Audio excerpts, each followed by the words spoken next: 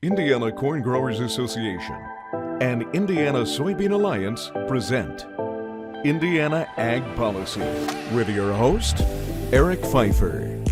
Thanks for joining us on another edition of the Indiana Ag Policy Podcast. I'm Eric Pfeiffer from Hat Studio 3A in West Lafayette.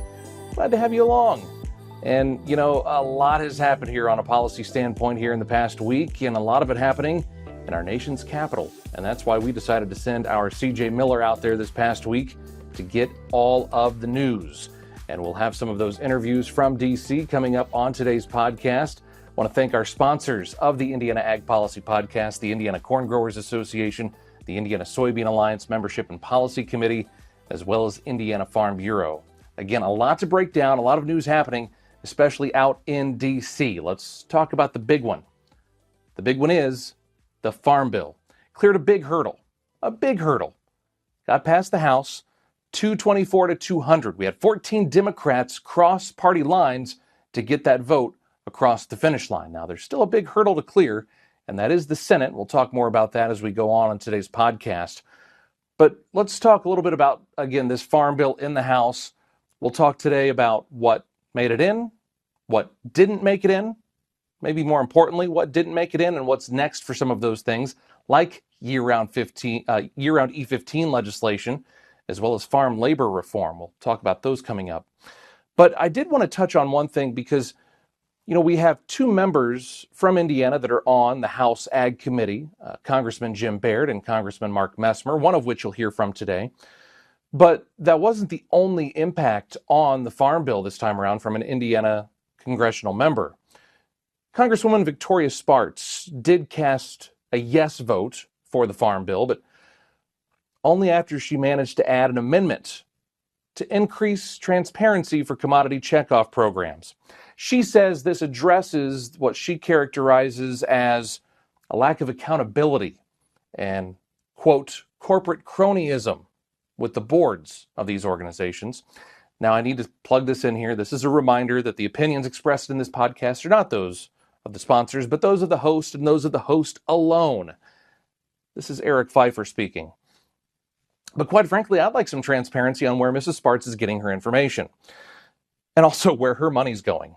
This is the same Congresswoman Spartz that told Hoosier Ag Today previously that she knows about all this because she's been spending an awful lot of money on the wheat checkoff program. All this knowing that there's no wheat checkoff program. Obviously, she's being scammed if she's given up that much money to the wheat checkoff program. There is no federal wheat checkoff program, and there's no such program here in Indiana. Yet, some people still decide to take her seriously on this topic. When will she get off of it? Let's hope soon. But I digress. Other news in D.C. last week, a new fertilizer strategy announced by the Trump administration. Part of that strategy taking shape right here in Indiana. We'll talk about that as well. Let's get to our first interview out in D.C. with CJ Miller. He spoke with House Ag Committee member Mark Messmer. He represents Indiana's 8th District. That ranges from Covington to Evansville along the western side of Indiana. A disclaimer that all of the interviews that you hear on today's podcast and see on today's podcast were done prior to the House vote on the Farm Bill. But the sentiment remains the same. It's pretty important. Let's check in on this interview now with CJ Miller and Congressman Messmer. And Congressman Messmer, a very busy time for you and all the lawmakers here in Capitol Hill because everyone's talking about the Farm Bill. In fact, just talked to Chairman Thompson. He said there were about 140 amendments that were included in the Farm Bill. What's the latest to your knowledge of the Farm Bill where it stands right now? Well, we are ready to bring it to the floor. We'll have a rules vote today, and I'm not sure how many amendments will make it through the floor process, but even in committee, it was a strong bipartisan effort. We had 180 bills that individual members had submitted that were accumulated into the Farm Bill, addressing the current needs. We haven't had a Farm Bill since 2018, and so it's long overdue. We've been living off extensions, but the landscape in the agriculture community has changed greatly in that time. 180 bills, 162 of those were bipartisan authorship. And so 90% of that bill is compiled with bipartisan effort. Coming out of committee, we had a 34-17 vote. 7 Democrats joined the rest of the Republicans, which was an amazing, strong vote out of committee. We need to continue to work with our colleagues across the aisle to make sure we bring this to the finish line with some more continued bipartisan support. But it addresses the needs of Hoosier farmers, of farmers across the country. And the biggest challenge most of our farmers face today, we need to increase domestic production, increase domestic demand for our grown products. And this Farm Bill delivers big wins in that. Chatting with Congressman Mark Messmer here on Hoosier Ag Today. In addition to the Farm Bill, you mentioned how busy a week it's been here on Capitol Hill because on Tuesday, Ag Secretary Brooke Rollins and several other Trump cabinet members announced a very aggressive strategic plan to not only lower costs for farm fertilizer, but also to boost domestic fertilizer production here in the U.S. And she mentioned an Indiana ammonia project, which is taking shape in Terre Haute, Indiana, Vigo County, your district. Mm-hmm. What can you tell us about that project and what that means for not only lowering fertilizer costs, but also the economic development there in the Vigo County area? Right. Well, that'll be a multi-billion-dollar investment in Terre Haute. And right now, the U.S. imports about 25% of its ammonia, and there's really not much production of it within the 250-mile radius of where we live in Indiana. The Wabash Valley Resources Project will generate 500,000 metric tons of ammonia per year, and that accounts for about 20% of the total demand within that 250-mile region. And the biggest problem with our fertilizer and our input costs is there's just a lack of competition, a lack of domestic sources. And so that's a big push from the USDA. The Department of Energy is involved in a lot of those projects as well. And the amount of new jobs created by this project through the Department of Energy. Absolutely. All of that's going to lead to hundreds, if not thousands, of new jobs, increased investment in Indiana, increased tax base, increased pay, just a win for the region and a win for the American farmer. Congressman Messmer, I want to circle back to the Farm Bill and certainly the push for year-round permanent nationwide E15 sales because throughout the state of Indiana, including the Mount Vernon area, there are 15 ethanol production facilities. There's a biodiesel production facility outside of your district, but in northern Indiana. Mm-hmm. Talk about the importance of E15, growing that not just for corn producers in Indiana, but also the ethanol producers in Indiana as well. Yeah, well, 40% of the corn crop grown in Indiana goes to ethanol production. If we get year-round E15, that's a 2.4 billion bushel increase in demand for corn farmers, not only in Indiana, but across the nation.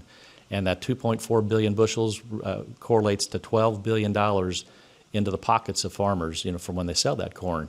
And that would greatly minimize the need for additional bridge payments or bailouts from the federal government. They don't like it. They want to see increased demand.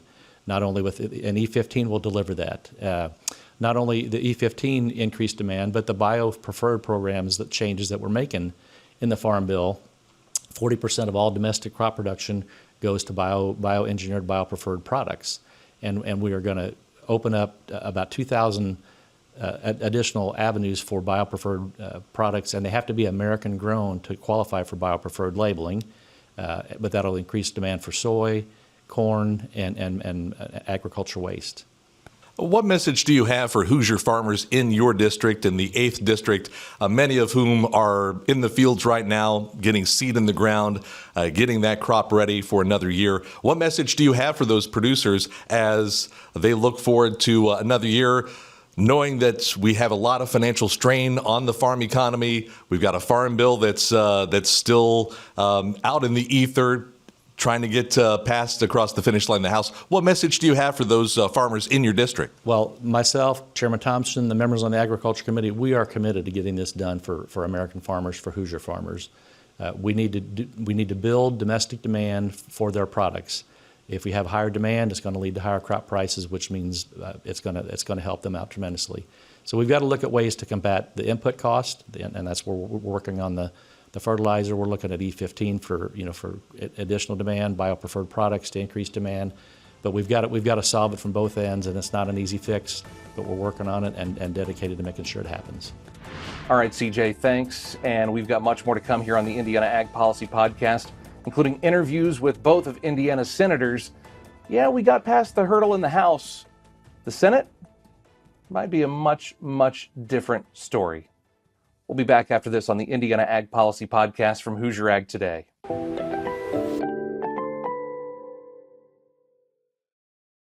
There is strength in numbers. That's why the Indiana Soybean Alliance membership and policy and Indiana Corn Growers Association need you. These organizations represent Indiana soybean and corn farmers on critical and regulatory issues affecting their industry. Along with support from the national organizations, National Corn Growers Association and American Soybean Association, the Indiana members help determine public policy positions on critical issues, including farm bills, trade policy, and ethanol and biodiesel legislation. Become a member of Indiana Soybean Alliance membership, Indiana Corn Growers Association, or both. Visit incornandsoy.org to select a membership. That's incornandsoy.org.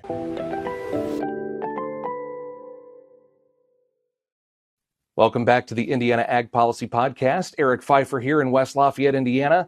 But today's show largely taking place in Washington, D.C., where we sent C.J. Miller last week to gather all the news happening out there. A hurdle cleared in the House, a farm bill passed, but still a lot of other news happening. And that's why we sent CJ out there to chat with the entire congressional delegation for Indiana. He caught up with many. And let's hear now from his interview with Senator Todd Young. Senator Young has been out there for a while and knows that Indiana is a farming state.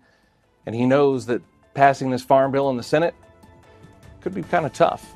Let's hear this interview now. First of all, a very busy week here in Washington, D.C. with the House talking things through in terms of a farm bill. I know that they've been trying to work some things out on the farm bill side. Chatted with the Senate Ag Chair, John Boozman, your colleague on the Senate side. He's waiting to see things out as well, but he's saying that the challenge on the Senate side for a farm bill is that it's going to need 60 votes to pass. My question, Senator Young, will we see 60 votes in favor of a farm bill to get it across the finish line to help farmers in Indiana? I think we will, CJ. Of course, the House has different rules. They can operate through simple majority, and we need the 60 votes here. But farm policy hasn't historically been a highly partisan area of public policy. And I think we just might, in this case, have the opportunity to finally advance the farm bill. I remind myself, Groundhog Day is not in May. We are in May, and I know our farmers have been through promise after promise related to the Farm Bill. Maybe this time will be a little different. We certainly owe it to them to continue to press forward. Like Senator Boozman, I represent a farm state. I never forget it, and I keep hearing from this essential sector of our economy and all who help make it possible that they really can't do their work. It's a tough time in farm country right now. They can't do their work without some of these policy certainties being put to bed. Senator Young, in the state of Indiana, and this is connected to the Farm Bill because E15, I know that on the House side, there is a legislative fix that would allow for permanent year-round nationwide E15. In Indiana, we have 15 ethanol plants. We have one biodiesel plant, which is in Claypool, Louis Dreyfus. So certainly biofuels a huge part of the Indiana ag economy. Your thoughts on the expansion of E15, and would you like to see that grow much further for not just corn producers, but the ethanol industry in Indiana? Well, we certainly need to be creating new customers, new markets for our farmers, and this would be consistent with that theme and that imperative. I don't know if that gets us to 60 votes, which is the most important thing as it relates to passing the Farm Bill, but I think that is integrated into the House's vision that they're going to send over here. And I think one thing that will unify 60 United States senators behind a farm bill would be trade.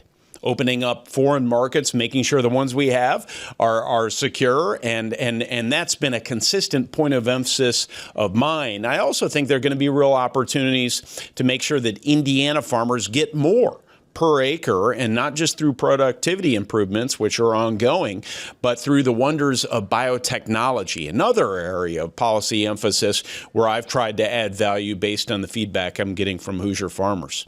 You talk about trade, and I know that the situation in terms of ag trade and trade in general with China has been a little bit rocky, because there was a period of about 7 months last year from May to about November-ish where China decided they're not going to buy any American soybeans or any U.S. produced soybeans. And so we saw soybean prices crater. Your thoughts on that ag trade relationship with China and that trade relationship with China in general? Well, candidly, China sort of has us over a barrel with respect to critical minerals.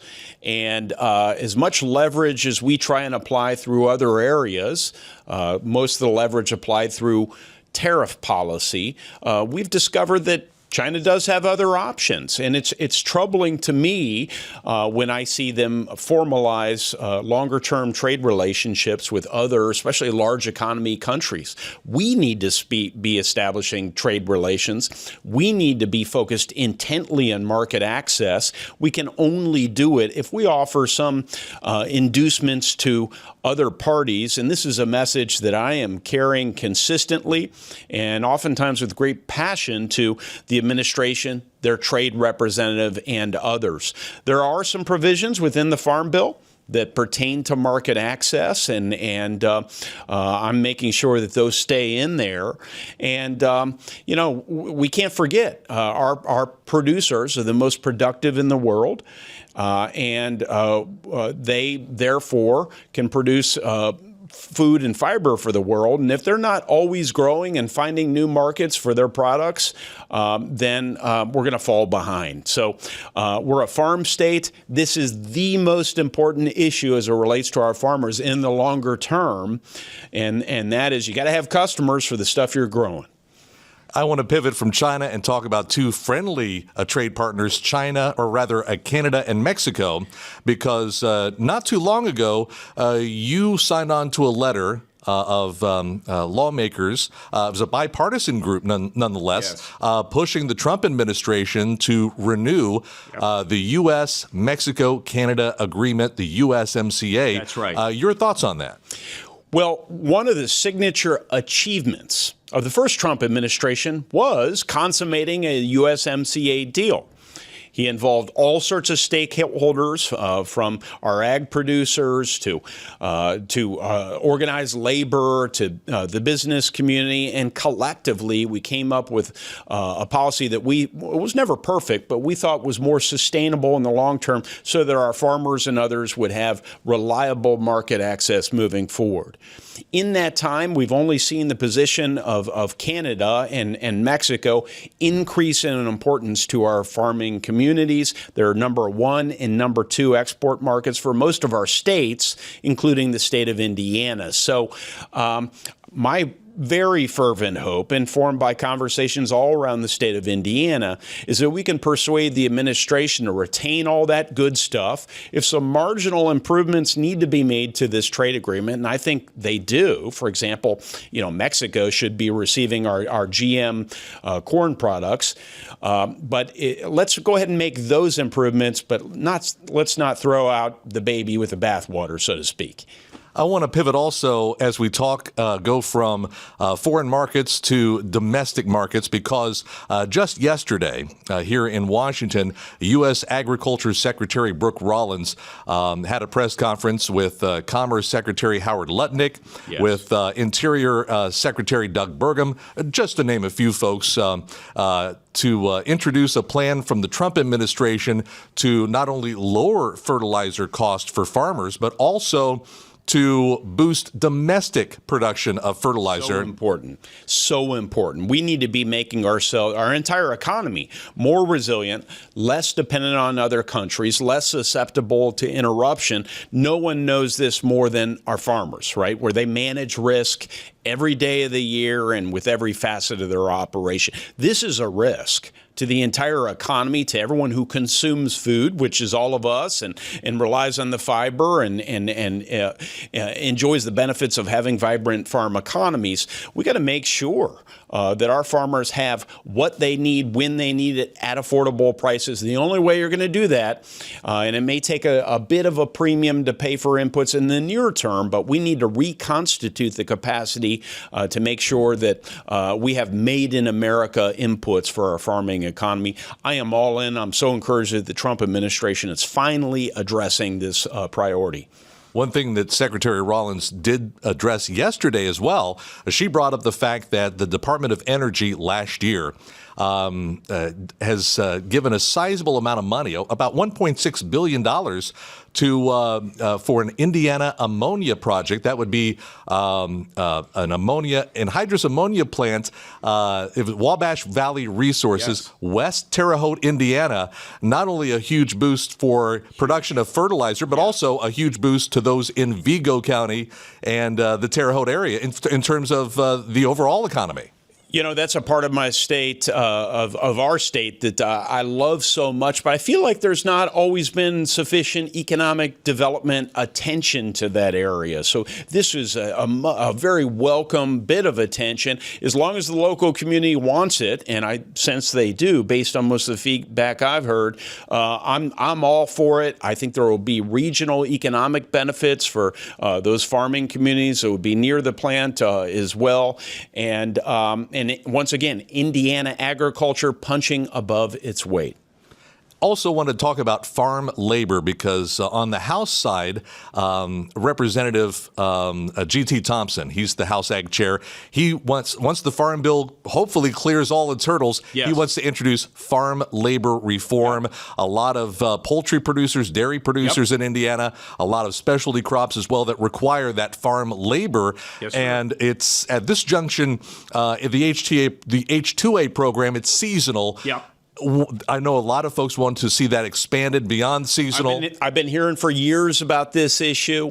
It's still one I continue to hear about from our farming community. Sometimes these guest worker programs were wrapped up into a larger immigration debate we've had.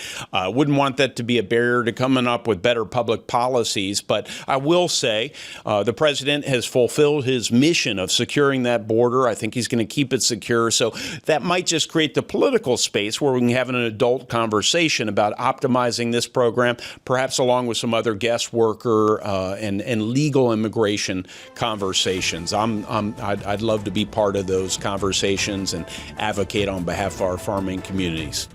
And when we come back here on the Indiana Ag Policy Podcast, our interview with Junior Senator from Indiana, Jim Banks. The Indiana Ag Policy Podcast, presented by the Indiana Corn Growers Association, the Indiana Soybean Alliance, and Indiana Farm Bureau.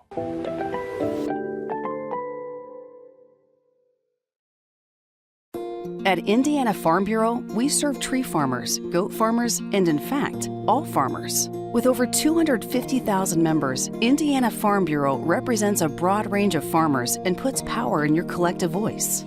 You also get advice from our subject matter experts, more affordable health plan options, and support for youth programs statewide. So whether you grow soybeans or strawberries, membership means you'll be heard.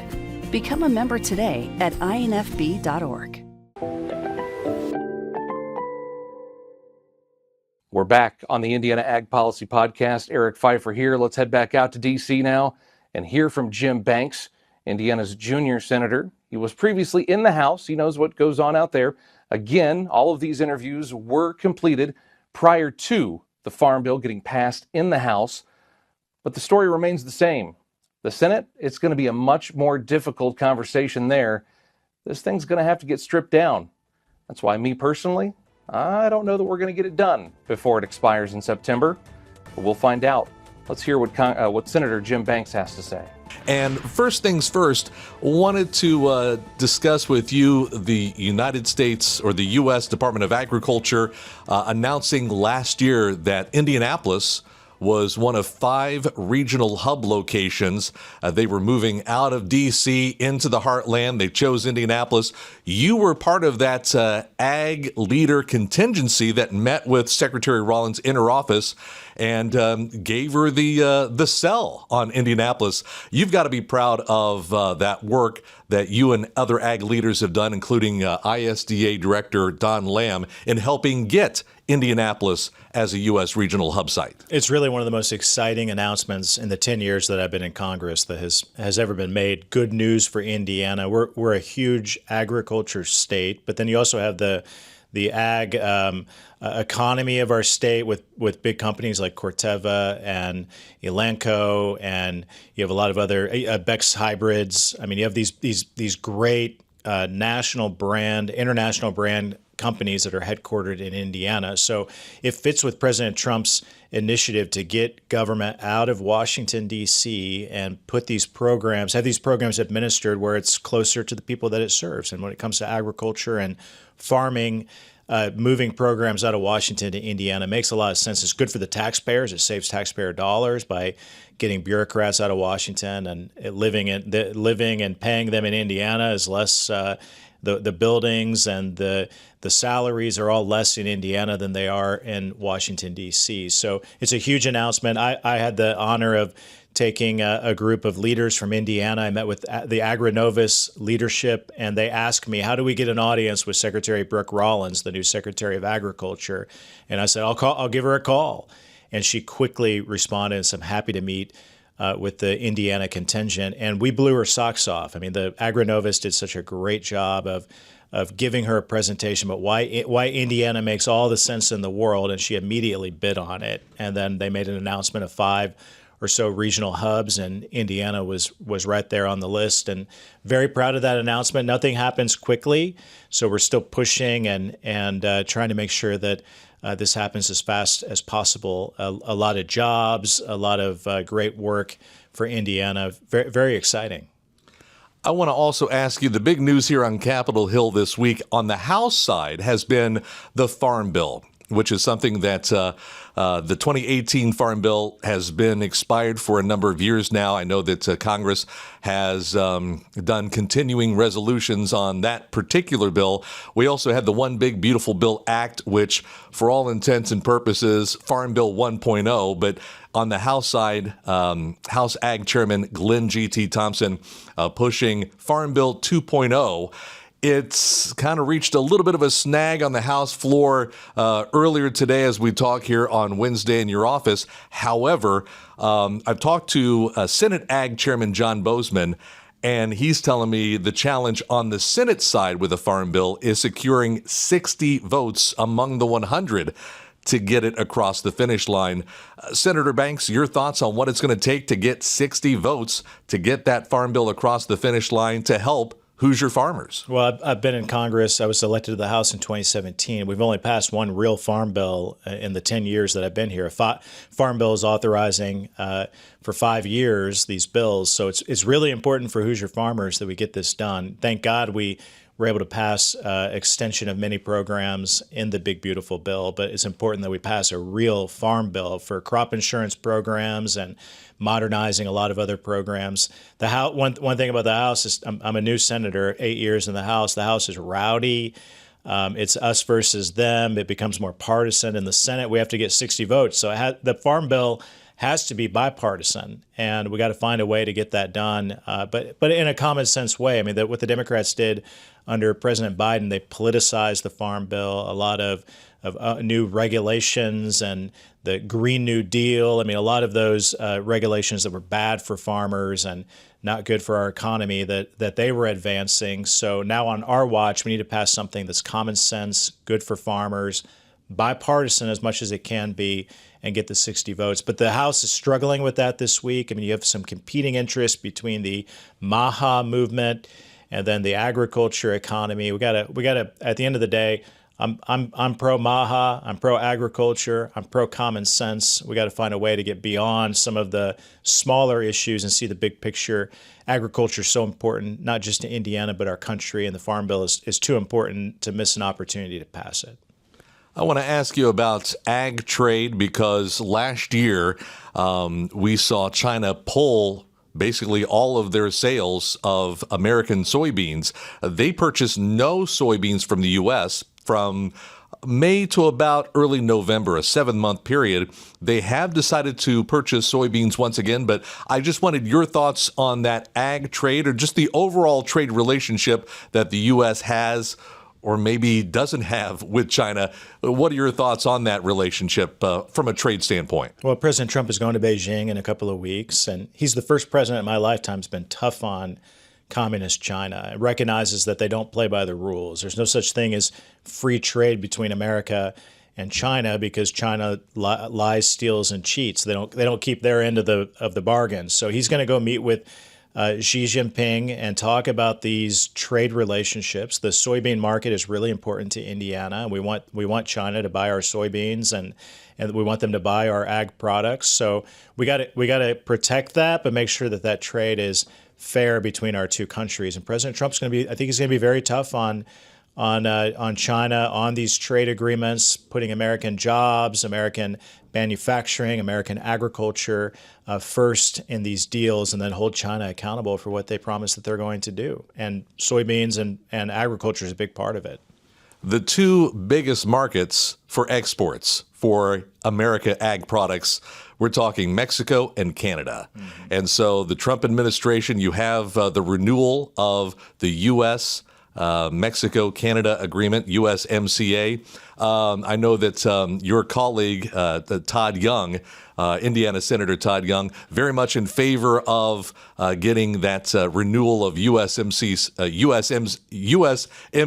I should say, what used to be NAFTA. Mm-hmm. But I know that during Trump's first term, he made a revision to that agreement. Your thoughts on the possible renewal of USMCA? Well, we have a short period of time here to get that done before the end of the year, and I hope that we do. I mean, one of the best things that we did in the first Trump term was replace NAFTA with USMCA, and again, putting our trade interests first ahead of our partners like Canada, Mexico, or we were just talking about China. So President Trump is very tough on these countries. Some people don't like it, but President Trump is holding them accountable. For the first time, really in my lifetime, we have a president that puts our interests first in these trade deals and extending USMCA and the good that came out of that from the first Trump term for Indiana agriculture, for dairy farms and other areas that were really suffered under NAFTA. That USMCA was good for American production. That's what it's all about. So, like Senator Young, I hope we can get this done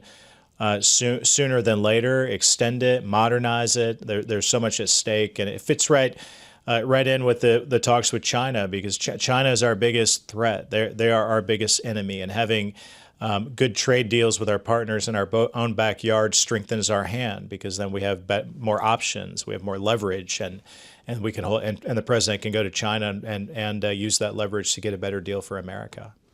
I want to pivot instead of talking about exports. I want to talk about fertilizer because we export, or we import so much of our farm fertilizer. Iran is our third largest importer of farm fertilizer. We get so much of it from Iran, from Russia, from Morocco. I know that earlier this week, U.S. Agriculture Secretary Brooke Rollins appeared at USDA with Commerce Secretary Howard Lutnick, with Doug Burgum, who is the Interior Secretary, and announced that the Trump administration is putting forth this aggressive strategy to not only lower fertilizer cost, but to boost domestic production. And she dropped a project, or she used a project that is forthcoming in Indiana in the Terre Haute area, the Wabash Valley Resource Project, which is they're going to churn out a great amount of anhydrous ammonia from that particular facility. Your thoughts on that particular initiative from the Trump administration to try to lower cost of fertilizer to help farmers here across Indiana. Yeah, whether it's China or Iran or Russia, we can't be dependent on our adversaries. And President Trump understands that better than anybody.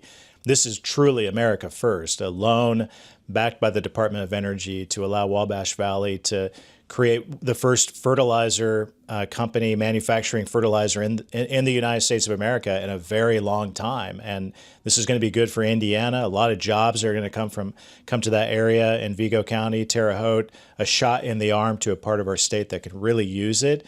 But then it's going to be really good for farmers, not just in Indiana, but in the Midwest that can count on fertilizer closer to home, bring down prices, more competition in that regard. Really glad that this project has been planned for a long time. In fact, I think the loan was approved in the first Trump term, and then when Biden came to office, they held it up for environmental reasons and for sort of the left-wing radical environmentalist initiatives that held up the loan. And once President Trump got back into office, I met with him and the Secretary of Energy and others to talk about how important this loan is to Indiana, and they quickly signed off on it because it's good for our country. And then you see what's going on in Iran and how that affects fertilizer in the United States. It just goes to show how important it is. I also had the chance this morning to chat with House Ag Chairman Glenn G.T. Thompson. I know that he's trying to get the Farm Bill across the finish line, but he says his next goal, once he can finally get that in the rearview mirror, hopefully, is to work on ag labor reform, because we have a whole host, as you know, dairy farms in northeastern Indiana, near the Columbia City area where you live, north of there, dairy farms galore, poultry production facilities galore. And I've had a whole host of folks farmers who rely on that labor, but the issue with the H-2A program is that it's set up to be seasonal labor. But as you know, dairy farms, poultry farms, they need that year-round labor as well. Plus, you have an adverse wage rate, which is a pretty high rate for a lot of farms and farmers to pay. I just wanted your thoughts on and any conversations that you've had with other farmers from Indiana, perhaps Indiana Farm Bureau, other ag leaders concerning farm labor reform, and your thoughts. Well, I hear from a lot of farmers about this and a lot of other related issues. I mean, those workers who come here with a visa, but they're not allowed to do certain things on the farm with new rules. So we got to do common sense things to fix that, especially as President Trump has now secured the southern border and stopped the flow of illegal migrants into our country. Now is the right time to fix some of the bureaucratic issues with the legal processes in these programs. And I'm hearing from a lot of farmers. I'm getting educated by Indiana Farm Bureau and a lot of important stakeholders in our state about how we can do that. These are very complicated issues. So I look forward to diving into that with Chairman Thompson and Chairman Bozeman and others in the Senate to do what we can to help Indiana farmers. And finally, Senator Banks, you told me that you live in the Columbia City area, Whitley County, just west of Fort Wayne. What message do you have for those farmers and those in those rural communities? I know that planting season in northeastern Indiana, a little bit behind schedule. I know in southern Indiana, planting schedule is full tilt.